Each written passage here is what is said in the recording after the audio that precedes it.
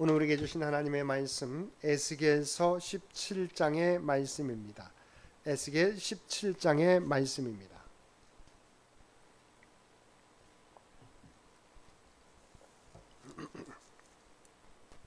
에스겔 17장 1절에서 24절까지 말씀입니다.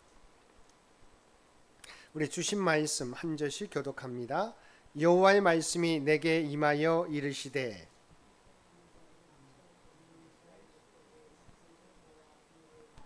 여호와께서 이같이 말씀하여 이르시되 색깔이 화려하고 날개가 크고 깃이 길고 털이 숱한 큰 독수리가 레바논에 이르러 백향목 높은 가지를 꺾되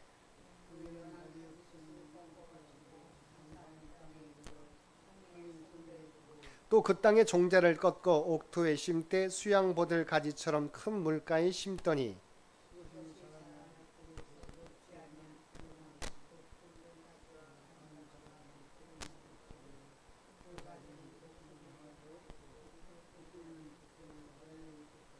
또 날개가 크고 털이 많은 큰 독수리 하나가 있었는데 그 포도나무가 이 독수리에게 물을 받으려고 그 심어진 두둑에서 그를 향하여 뿌리가 뻗고 가지가 퍼졌도다.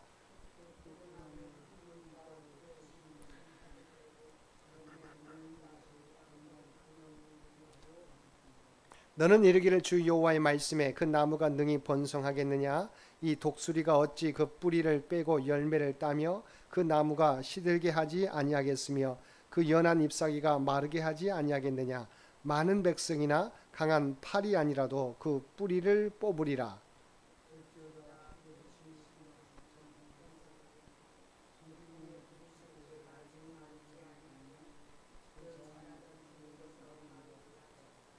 여호와의 말씀이 또 내게 임하여 이르시되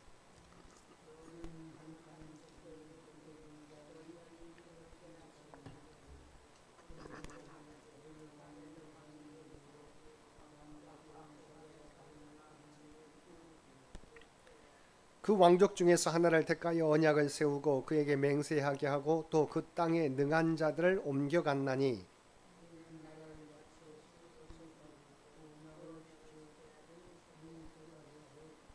그가 사절을 애굽에 보내 말과 군대를 구함으로 바벨론 왕을 배반하였으니 형통하겠느냐? 이런 일을 행한 자가 피하겠느냐? 언약을 배반하고야 피하겠느냐?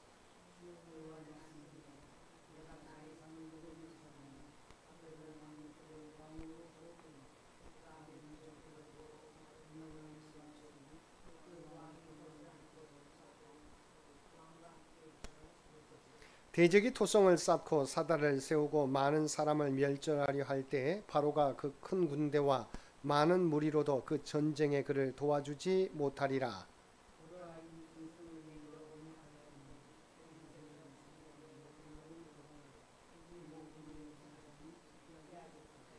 그러므로 주 여호와의 말씀이니라. 내가 나의 삶을 두고 맹세하노니 그가 내 맹세를 업신여기고 내 언약을 배반하였은즉 내가 그 죄를 그 머리에 돌리되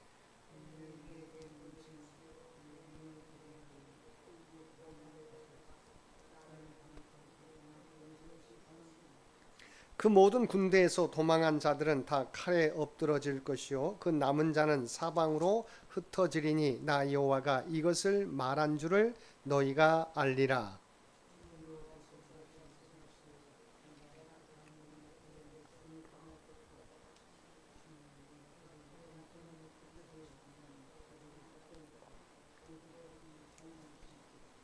이스라엘 높은 산에 심으리니 그 가지가 무성하고 열매를 맺어서 아름다운 백향목이 될 것이요 각종 새가 그 아래에 깃들이며 그 가지 그늘에 살리라.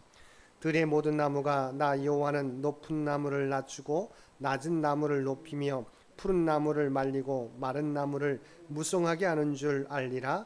나 여호와는 말하고 이루느니라 하라. 아멘.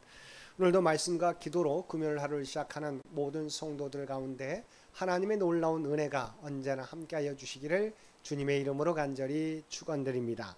오늘 통독할 말씀은 에스겔 16장과 17장의 말씀입니다. 그리고 오늘 살펴볼 말씀은 에스겔 17장의 말씀입니다.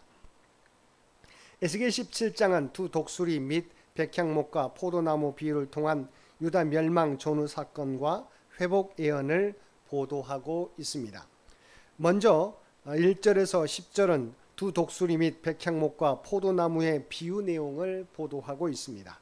3절과 4절을 보면 여호와께서 이같이 말씀하여 이르시되 색깔이 화려하고 날개가 크고 깃이 길고 털이 숱한 큰 독수리가 레바논에 이르러 백향목 높은 가지를 꺾되 그 연한 가지 끝을 꺾어 가지고 장사하는 땅에 이르러 상인의 성읍에 두라고 하였습니다.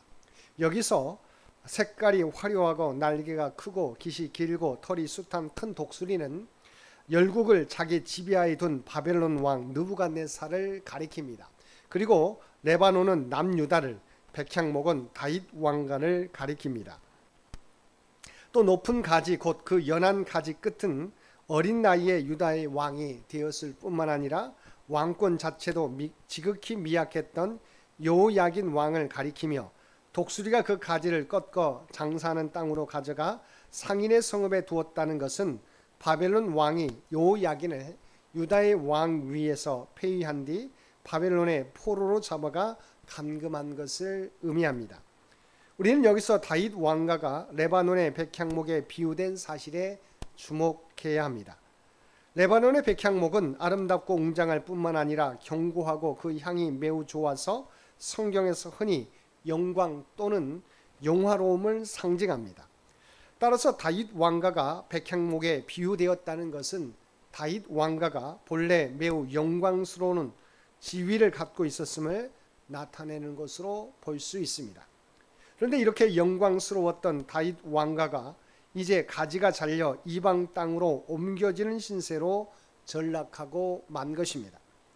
여러분, 그 영광스러웠던 다윗 왕가가 왜 이렇게 비참한 신세로 전락하게 된 것입니까? 그것은 다윗 왕가의 왕들이 하나님에 대하여 바른 자세를 취하지 않았기 때문입니다. 물론 다윗 왕가의 창시자라 할 수 있는 다윗은 하나님의 마음에 합한 자로 불릴 만큼 하나님의 뜻에 합당하게 행했으며 하나님께 충성을 다했습니다. 그런데 다윗 이후 솔로몬 말기부터 다윗 왕가의 왕들은 점차 하나님으로부터 멀어지기 시작하였습니다. 다윗 왕가의 왕들 가운데는 선한 왕들도 더러 있었지만 전반적으로는 하나님에 대하여 바른 자세를 갖지 못했습니다. 그리고 유다의 왕들 가운데 마지막 선한 왕이었던 요시야 사후 유다의 왕들은 모두 하나님을 배반하고 범죄함으로 하나님과 그릇된 관계로 하나님의 마음을 상하게 하였습니다. 그로 말미암아 다윗 왕가와 함께 하셨던 하나님께서는 결국 다윗 왕가로부터 영광을 거두셨습니다. 그래서 본문에서 다윗 왕가의 가지가 잘려 이방 땅으로 옮겨지고 결국 유다가 멸망하는 것으로 나타나게 된 것입니다. 5절과 6절을 보면 그 땅의 종자가 나오는데 여기서 그 땅의 종자란 여호야긴의 뒤를 이은 시드기야를 가리킵니다. 바벨론 왕 느부갓네살은 여호야긴을 폐위시켜 바벨론으로 옮긴 후에 바벨론 사람을 유다의 왕으로 앉히지 않았습니다. 그는 그 땅의 종자 곧 시드기야에게서 충성 맹세를 받고 그를 유다의 왕 위에 앉혔습니다. 그러나 비록 시드기야가 유다의 왕위에 앉기는 하였으나 유다는 바벨론에 완전히 종속되고 말았습니다. 본문은 이러한 종속을 바로 그 가지는 독수리를 향하였고 그 뿌리는 독수리 아래에 있었다는 말로 표현하고 있습니다. 실로 시드기야와 유다는 오직 바벨론 왕에게 충성함으로 존속할 수 있었습니다. 이는 유다와 다윗 왕가의 타락에 대한 하나님의 징계의 결과였습니다. 하나님께서는 이를 통하여 남유다 백성들이 자신들의 죄를 깨닫고 회개하여 하나님께로 돌이키기를 원하셨습니다. 그런데 9절과 10절 말씀에 보면 이 포도나무가 번성하여 좋은 열매를 맺지 못하고 시들어 버리게 될 것이라고 말씀하고 있습니다. 사실 그 가지가 독수리를 향하고 그 뿌리가 독수리 아래에 있었다는 것은 하나님께서 남유다의 불순종에 대한 징계로 바벨론 아래 있게 하신 것입니다. 이것은 바벨론을 의지하라는 말씀이 아니라 그들은 죄로 인한 하나님의 징계 가운데 있었기에 징계 시간이 다할 때까지 바벨론의 통치에 순복함으로 궁극적으로 그들을 향하신 하나님의 뜻에 순복하라는 말씀인 것입니다.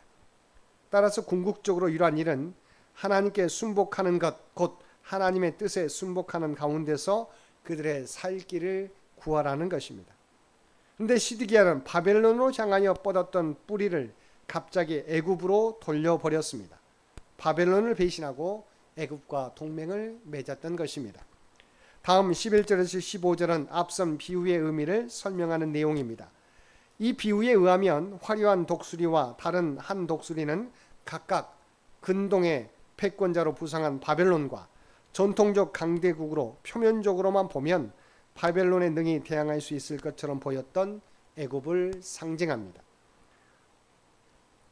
그리고 화려한 독수리가 레바논의 백향목의 높은 곳에 있는 연한 가지를 꺾어 상인의 성읍에 두었다는 것은 바벨론이 요야긴 왕과 유다의 상륙층 사람들을 포로로 잡아 바벨론 땅으로 옮긴 것을 의미합니다.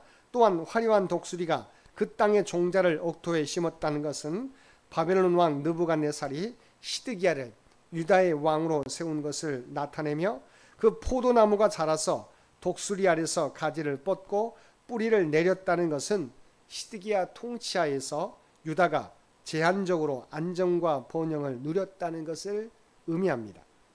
그리고 포도나무가 단순히 크기만 한 다른 독수리에게서 물을 받으려고 하였다는 것은 시드기야가 자신을 유다의 왕으로 세운 바벨론과의 언약을 배반하고 애굽을 의지하는 것을 의미하는데, 그 나무가 열매를 맺지 못하고 시들게 된다는 것은 애굽을 의지한 시드기야와 유다가 파멸에 이르게 될 것을 나타내 줍니다. 다음 16절에서 21절은 비유 해석의 연장으로서 포도나무로 비유된 시드기야 관련 주요 사건과 유다 패망 예고를 보도하고 있습니다.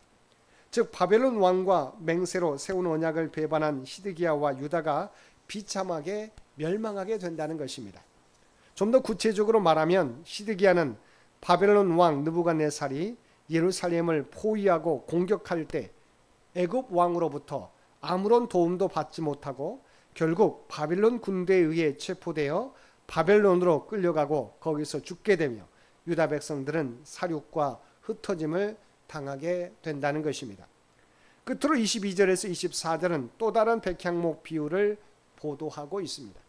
즉 하나님께서 백향목 꼭대기에서 연한 가지를 꺾어 이스라엘의 높은 산에 심으심으로 아름다운 백향목이 되게 하고 그로 말미암아 각종 새가 그 가지 아래 깃들이며 살게 하실 것이라는 것입니다. 이는 예수님께서 말씀하신 천국 비유 중 겨자씨 비유를 연상케 하는 비유로 1차적으로는 하나님의 주권에 의해서 구약 선민인 이스라엘의 회복을 예언한 것이지만 궁극적으로는 다윗의 자손으로 나실 예수 그리스도께서 영원한 왕자를 차지하시고 그 나라를 번성케 하시며 무사람들로 하여금 그 안에서 참된 평강을 누리게 하실 것임을 예언하신 것입니다. 사랑하는 성도 여러분, 하나님께서는 하나님의 말씀에 순종하는 자, 그 말씀에 민감한 자에게 최선의 결과와 복을 허락해 주십니다. 그러므로 저와 여러분들은 다른 모든 것보다 하나님의 말씀을 앞세우며 살아가시기 바랍니다. 다른 모든 것의 기초에 오로지 하나님 말씀을 먼저 상고하고 그 말씀을 따라 살아가야 될 것입니다. 아무리 어려운 상황 속에 처해 있다 할지라도 완성될 하나님 나라를 소망하며 하나님의 약속의 말씀을 신뢰하며 그 말씀에 따라 순종하며 살아감으로 회복해 하시는 하나님의 은혜와 그리스도 안에 있는 풍성함과 평강을 날마다 누리시며 살아가게 되는 모든 성도들 되시기를 주님의 이름으로 간절히 축원드립니다. 함께 기도드리겠습니다. 사랑하는 충만하신 아버지 하나님, 하나님께서는 하나님의 말씀대로 이루어 주시는 분이신 줄 믿습니다. 오늘도 어떤 상황 가운데 우리 모두가 처하게 될지라도 하나님 말씀을 따라 살아감으로 하나님의 인도하심을 날마다 경험하며 살아가는 우리 모두가 되게 하여 주옵소서. 오늘도 이 나라와 이 민족을 기억하여 주시고 오직 주인 되신 하나님의 뜻 가운데 통치하시고 인도하여 주시기 원합니다.